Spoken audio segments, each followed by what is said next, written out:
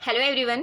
आज हम कुछ इम्पॉर्टेंट कॉन्स्टिट्यूशनल केस लॉज को डिस्कस करेंगे और ये सभी जो केस लॉज हम डिस्कस करेंगे ये एग्ज़ाम पर्सपेक्टिव से काफ़ी इम्पॉर्टेंट हैं, स्पेशली जितने भी सारे लॉ एंट्रेंस हैं उन एग्ज़ाम्स के लिए काफ़ी इम्पॉर्टेंट हैं।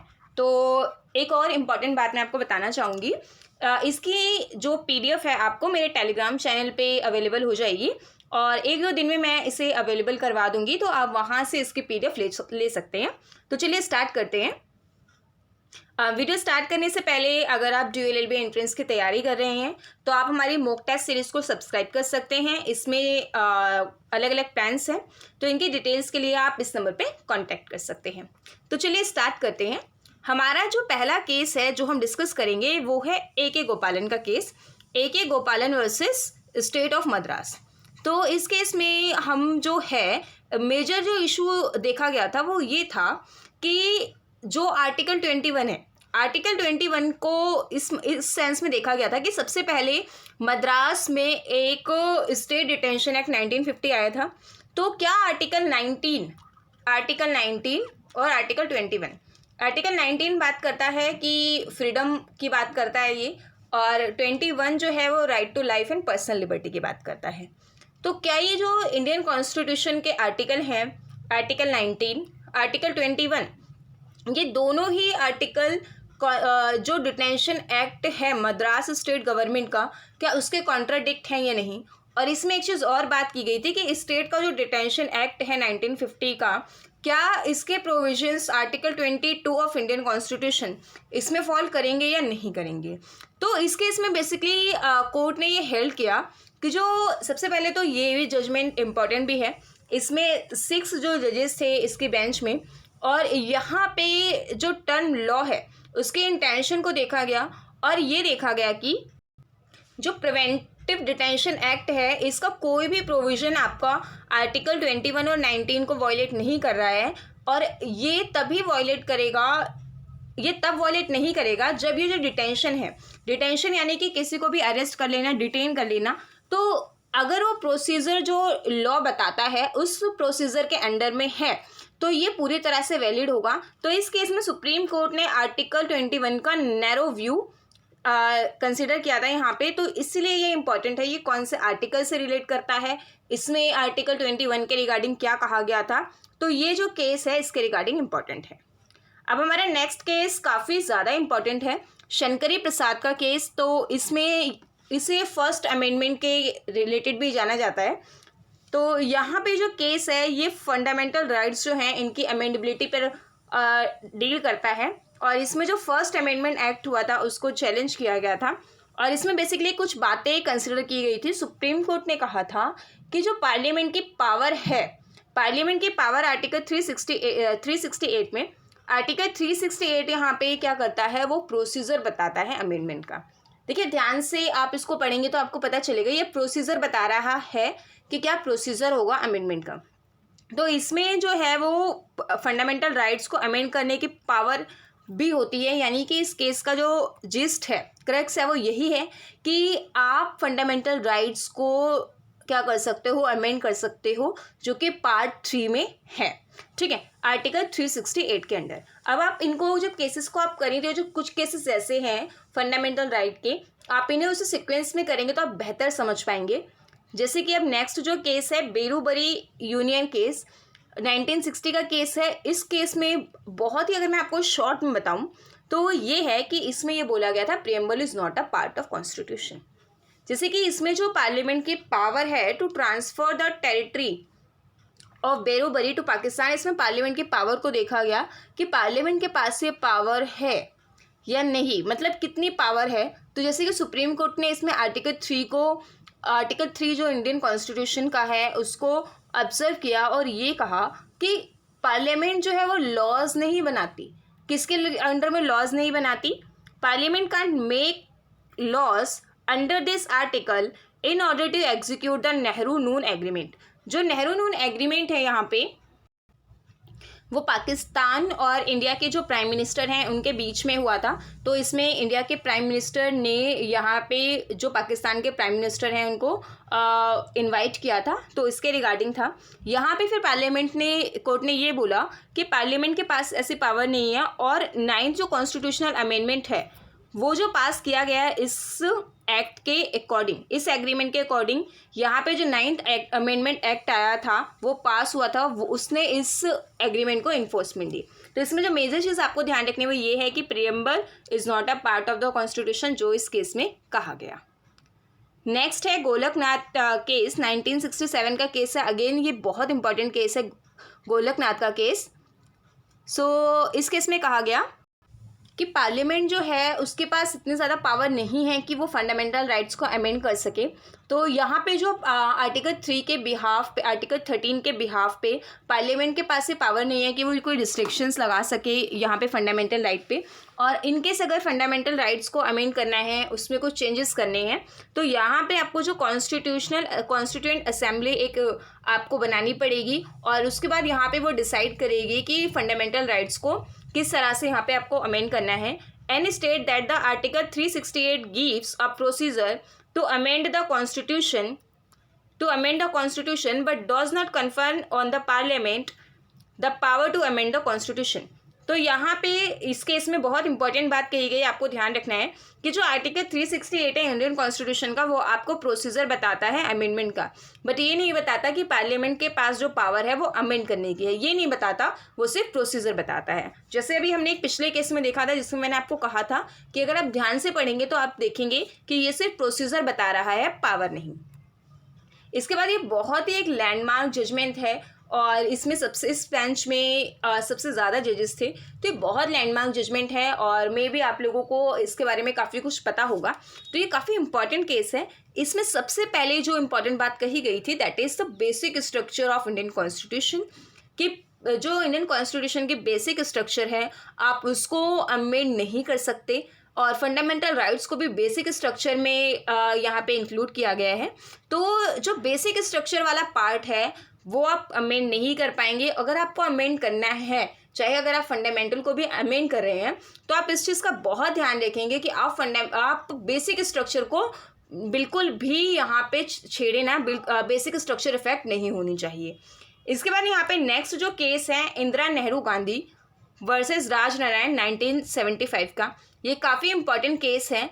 इस केस में सुप्रीम कोर्ट ने यहाँ पे बेसिक स्ट्रक्चर की थ्योरी अप्लाई करी, और यहाँ पे जो आर्टिकल 329A इसका जो क्लोज 4 है उसको स्ट्रक डाउन किया, और ये जो क्लोज 4 है इसका 329A का, इसका जो क्लोज 4 है यहाँ पे वो 39 जो कॉन्स्टिट्यूशनल अमेंडमेंट है इसके थ्रू आया था। और यहाँ पे कोर्ट ने ये बोला कि ये जो क्लॉज था 329A का क्लॉज 4 ये एब्रोगेट था, और ये क्या कर रहा था, कॉन्स्टिट्यूशन के बेसिक स्ट्रक्चर को, जो बेसिक फीचर्स हैं उनको डिस्ट्रॉय कर रहा था।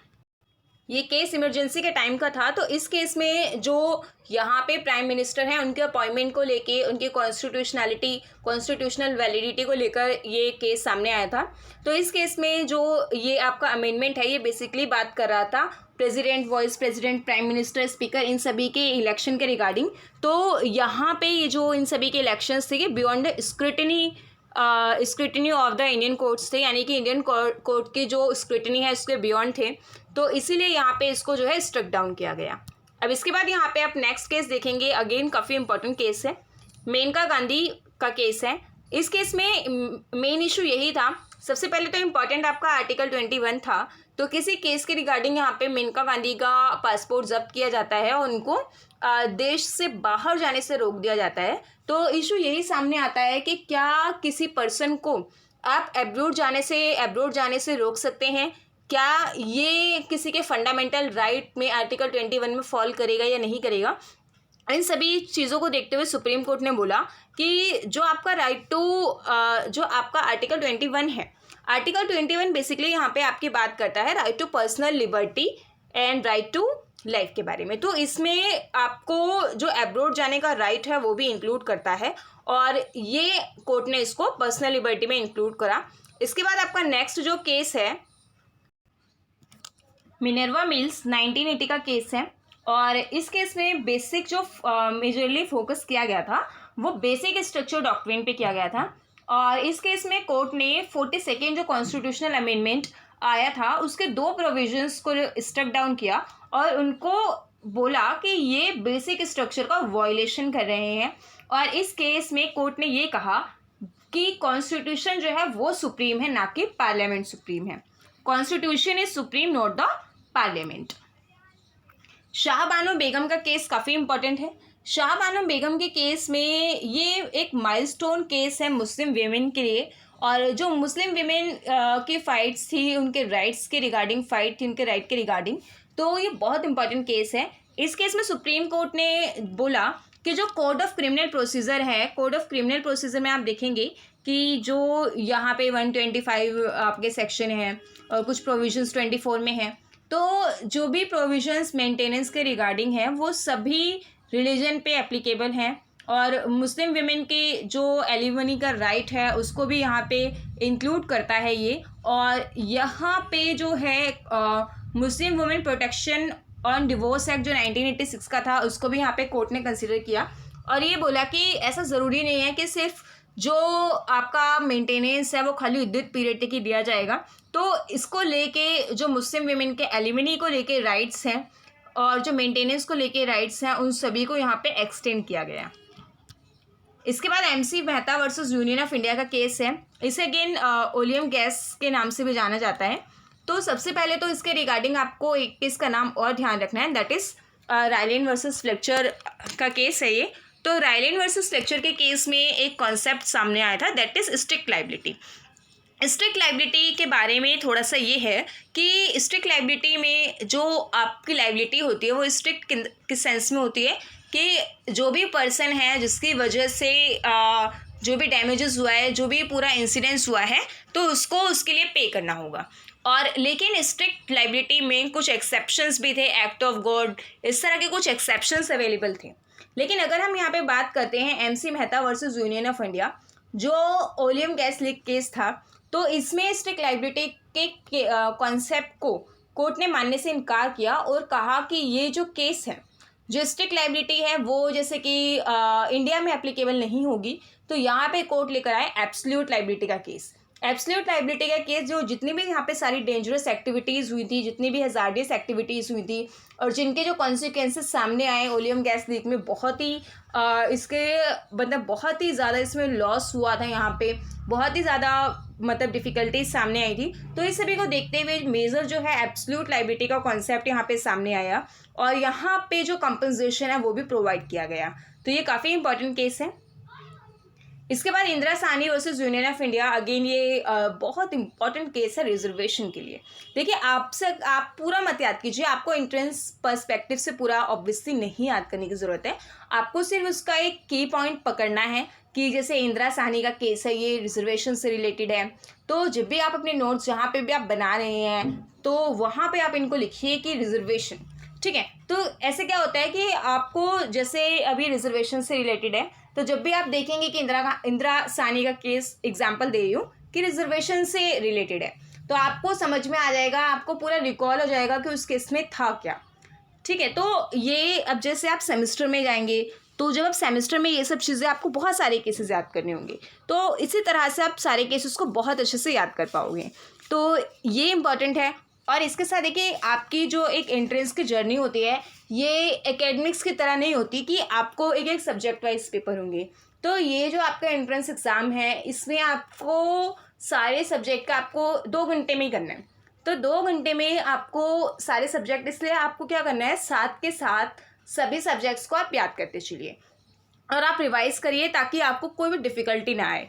तो इस केस में सुप्रीम कोर्ट ने आर्टिकल जो 16 सबसेक्शन आर्टिकल 16 का जो 4 है, इसमें ये बोला कि रिजर्वेशन जो है वो जॉब्स में भी दिया जाएगा बैकवर्ड क्लासेस को। और इसमें 27% जो रिजर्वेशन है OBC कैटेगरी के लिए, उनको यहाँ पे जो है एप्लीकेबल किया गया। उसके साथ कंडीशन कौन सी इम्पोज की गई, क्रीमी लेयर का कॉन्सेप्ट यहाँ पे देखा गया कि like creamy layer exclusion, no reservation in promotion, total reservation quota should not be exceed 50%। तो ये सारी चीज़ें इस केस में सामने आई थी। इसके बाद Vishakha and state of Rajasthan, Vishakha case काफ़ी इंपॉर्टेंट है, मैं एक्सपेक्ट कर रही हूँ कि आप लोगों को ये पता होगा। तो विशाखा केस आपको इससे ध्यान रखना है क्योंकि इसमें sexual harassment at work place, जो वर्क प्लेस में सेक्सुअल हरेसमेंट होता था उसके रिगार्डिंग गाइडलाइंस इस केस में इशू की गई थी। तो ये केस सिर्फ इसी पर्सपेक्टिव से इम्पॉर्टेंट है। Lily Thomas versus union of India, ये फैमिली लॉ का केस है और इस केस में क्या हुआ था, लिली थॉमस के केस में कोर्ट ने ये बोला था कि आप जो है रिलीजन जब कन्वर्ट कराते हो, रिलीजन कन्वर्ट करते हो only for the purpose of marriage. जैसे कि आपने देखा होगा महेश भट्ट और धर्मेंद्र, इन्होंने अपना रिलीजन बदल के क्या की थी, दूसरी शादी की थी जब इन्हें पहली वाइफ को डिवोर्स नहीं देना था। तो यहाँ पे अगर ये इन्होंने इस चीज़ को प्रोहिबिट किया कि अगर आपकी पहली वैलिड जो है, अगर आप हिंदू हो, आपकी पहली जो मैरिज है वो वैलिड है, इस पूरी तरह से वैलिड है, स्पाउस लिविंग है, सब कुछ सही है, और अगर आप बिना डिवोर्स दिए दूसरी शादी करने के लिए आप रिलीजन कन्वर्ट करते हो तो ऐसे केस में आप बाइगमी के लिए लाइबल होगे। तो ये केस काफ़ी इंपॉर्टेंट है। इसके बाद अरुणा शानबग का केस है। ये केस अगेन काफ़ी ज़्यादा इंपॉर्टेंट है, इसमें यूथनेशिया की बात की गई थी। तो इस केस में सुप्रीम कोर्ट ने रूल किया था that individual had a right to die with dignity, हर पर्सन को डिग्निटी के साथ मरने का अधिकार है। और इस केस में पैसिव यूथनेशिया जो है उसको अलाउ किया गया और इसके रिगार्डिंग काफ़ी सारी गाइडलाइंस दी गई। The need to reform India's law, India के जो लॉज हैं on euthanasia was trigged by a tragic case of Aruna Shanbag who lay in the vegetative state, blind, paralyzed and deaf। ठीक है, तो यहाँ पे हमें इस केस के फैक्ट पे नहीं जाना ज़्यादा, हमें सिर्फ इतना समझना है कि इस केस में पैसिव यूथनेशिया की बात की गई थी और उसको अलाउ किया गया था और उसके रिगार्डिंग गाइडलाइंस आपको दी गई थी। यहाँ पे ये क्यों दिया गया था, क्योंकि जो अरुणा शानबाग थी वो वेजिटेटिव स्टेट में थी, दैट मीन्स उनको कुछ दिखाई नहीं देता था, पैरालाइज थी, वो कुछ सुन नहीं सकती थी। तो ऐसी कंडीशन में वो अराउंड 42 ईयर्स तक थी, तो जिसका कोई एक तरह से वो लिविंग से फॉर्मेलिटी के लिए थी, अदरवाइज़ यहाँ पे वो कुछ भी उनकी लाइफ जो है वो लिविंग नहीं थी। तो इसीलिए यहाँ पे ऐसी कंडीशन में पैसिव यूथनेशिया को अलाउ किया गया था। अब ये नोटा जजमेंट है, नोटा जजमेंट 2013 में आई थी। तो नोटा जजमेंट में सिर्फ इतना ही था कि जैसे इलेक्शन में वोट देते हो आप, तो पहले आपको किसी न किसी पार्टी को वोट देना था, लेकिन इस जजमेंट के आने के बाद से आपके पास ये राइट आ गया कि आप अपना वोट किसी को भी ना दो। तो ये था नोटा का। तो यहाँ पे नोटा की फुल फॉर्म है नन ऑफ द अबव, किसी भी ऑप्शन को आप क्लिक नहीं करना चाहते। उसके बाद यहाँ पे निर्भया केस था। निर्भया केस यहाँ पे अगेन हम फैक्ट पे नहीं जा रहे हैं। तो क्रिमिनल लॉ अमेंडमेंट एक्ट आया 2013 का, और इसमें जो है रेप की डेफिनेशन को जो अलग अलग एक्ट्स में दी गई थी उसको कंसिडर किया गया, जैसे कि protection of child from sexual offences act. तो यहाँ पे जो पोक्सो एक्ट था उसमें रेप की डेफिनेशन, और इंडियन एविडेंस एक्ट में रेप की डेफिनेशन, और इंडियन पिनल कोड और CRPC, इन सभी में जो है उसकी डेफिनेशन को इंट्रोड्यूस किया गया, कुछ चेंजेस किए गए काफ़ी। इसके साथ यहाँ पे निर्भया केस के बाद जो है जुवेनाइल जस्टिस एक्ट भी जो आया, तो उसमें भी काफ़ी मॉडिफिकेशंस हुए हैं। तो ये काफ़ी इंपॉर्टेंट केस है। इसके बाद है नालसा का case, national legal service authority and union of India. तो ये इसमें जो इस केस में जो ट्रांसजेंडर है उनको एज अ थर्ड जेंडर माना गया। तो ये क्वेश्चन आता है कि जो ट्रांसजेंडर है इस केस में उनको कौन सी कैटेगरी में रखा गया, मेल, फीमेल, बोथ, एनी या थर्ड जेंडर।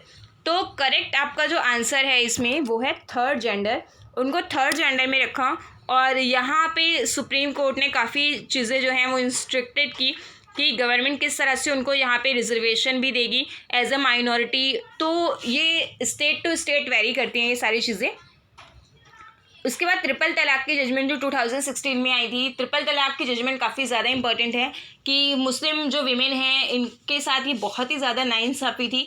तो ट्रिपल तलाक बिल भी आया था 2019 में, तो इसके बावजूद ऐसे केसेस काफ़ी सामने आते हैं। तो ट्रिपल तलाक की जो लेटेस्ट अपडेट आपके लिए जानना ज़रूरी है। तो अब इसके साथ में भी अभी इससे रिलेटेड ऐसा कोई केस ज़्यादा नहीं चल रहा है, लेकिन यहाँ पे आपसे कुछ क्वेश्चन पूछ सकते हैं, तो आपको इसको लेके अपडेट रहना है।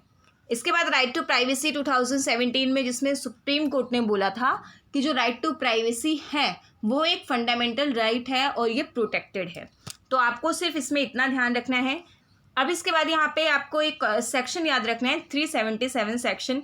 ये मैं देख रही हूँ काफ़ी बीच बीच में पूछ ले रहे हैं, और जब से ये रिपील हुआ है सेक्शन उसके बाद कभी भी ये पूछ लेते हैं। तो सेक्शन 377 जो है अनकॉन्स्टिट्यूशनल ठहराया गया था 2018 में, क्योंकि इसमें जो है यहाँ पे कंसेंशुअल सेक्सुअल कंडक्ट जो 2 अडल्ट के बीच में था, जो सेम सेक्स के थे, उनको यहाँ पे क्रिमिनलाइज ठहराया गया और अनकॉन्स्टिट्यूशनल माना। एल चंद्र कुमार केस 1997 का केस है ये। तो सुप्रीम कोर्ट ने यहाँ पे अपनी जुडिशियल रिव्यू की पावर जो है वो उसका इस्तेमाल किया, और सुप्रीम कोर्ट ने और ये बोला कि जो जुडिशियल रिव्यू की पावर है ये सुप्रीम कोर्ट और हाई कोर्ट के पास है as a part of the basic structure of Indian constitution.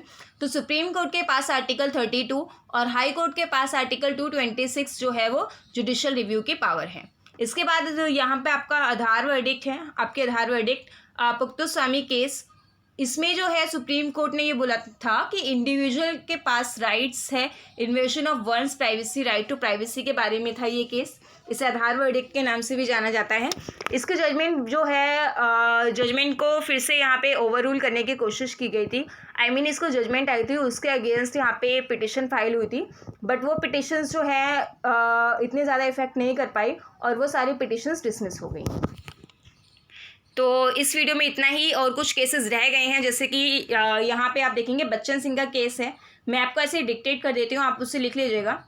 जो बच्चन सिंह का केस है, Bachchan Singh versus state of Punjab, इस केस में बोला गया था कि जो डेथ पेनल्टी है वो rarest of the rare cases में दी जाएगी। Rarest of the rare cases में ही आप डेथ पेनल्टी दे सकते हो, बाकी किसी केस में आप नहीं दे सकते। इसके बाद यहाँ पे आप एक और केस देखिए इसके साथ, मच्छी सिंह का जो केस है ये आप लिख लीजिएगा क्योंकि ये इसमें अवेलेबल नहीं है। तो मच्छी सिंह का जो केस है उसमें ये बोला गया था कि जो बच्चन सिंह के केस में rarest of the rare concept दिया गया है, लेकिन आप रेयरेस्ट ऑफ द रेयर को किस तरह से डिटरमाइन करोगे, तो उसको डिटरमाइन करने के लिए उसके रिगार्डिंग डायरेक्शंस जो है वो मच्छी सिंह के केस में दी गई थी। तो ये कुछ केसेस हैं, स्टे ट्यून विथ अस और आप अच्छे से तैयारी कीजिए। All the very best and thank you.